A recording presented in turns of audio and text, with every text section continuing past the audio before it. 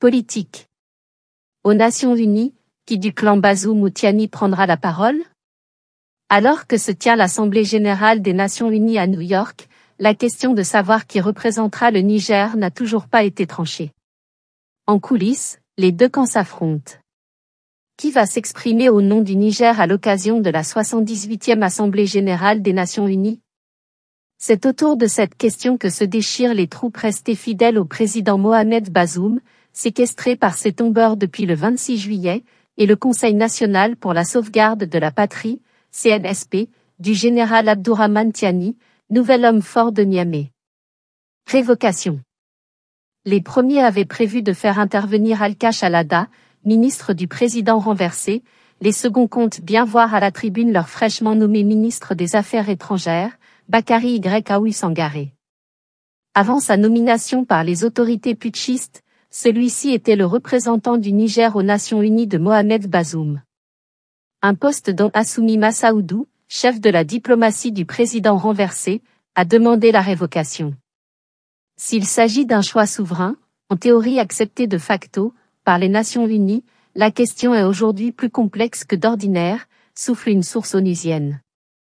Contacté par Jeune Afrique, le CNSP dément toute révocation de son représentant et assure que c'est bien lui qui s'exprimera en tant que chef de la diplomatie, au nom du président Tiani, qui est le chef de l'État du Niger.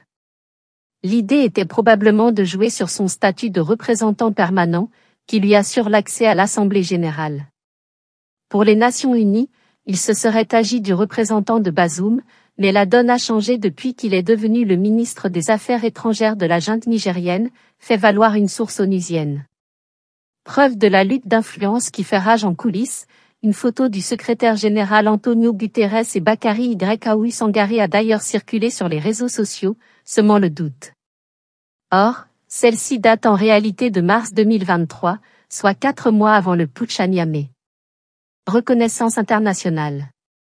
Derrière cet imbroglio, se joue la reconnaissance des autorités légitimes du Niger, à l'heure où une partie de la communauté internationale, comme la Communauté économique des États de l'Afrique de l'Ouest, CEDEAO, la France ou les États-Unis continuent de réclamer le rétablissement de Mohamed Bazoum dans ses fonctions.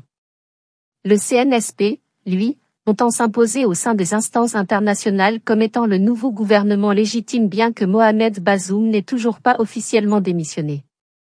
Les tombeurs du président ont envoyé, à la mi-septembre, Bakary Y. Aoui Sangaré à une réunion multilatérale, celle du G77, coalition onusienne de pays en développement. Il s'est alors présenté en tant que chef de la diplomatie nigérienne et a transmis les salutations du général de brigade Abdourahmane Tiani, président du CNSP et chef de l'État. Initialement prévue ce 21 septembre, la prise de parole du Niger a donc été repoussée. Aucune nouvelle date n'a encore été fixée, pas plus que le nom de celui qui montera à la tribune, le bureau en charge des accréditations des délégations participantes n'ayant pas donné d'indication à ce sujet. Si la révocation de Bakary Y. Aoui Sangaré était prise en compte par les Nations Unies, le Niger pourrait être représenté par Alkash Alada. Mais pour l'heure, plusieurs membres de la mission permanente du Niger à l'ONU assistent à l'Assemblée générale et sont acquis au CNSP, fait savoir une source interne. Une autre option pourrait enfin être choisie, celle de la chaise vide.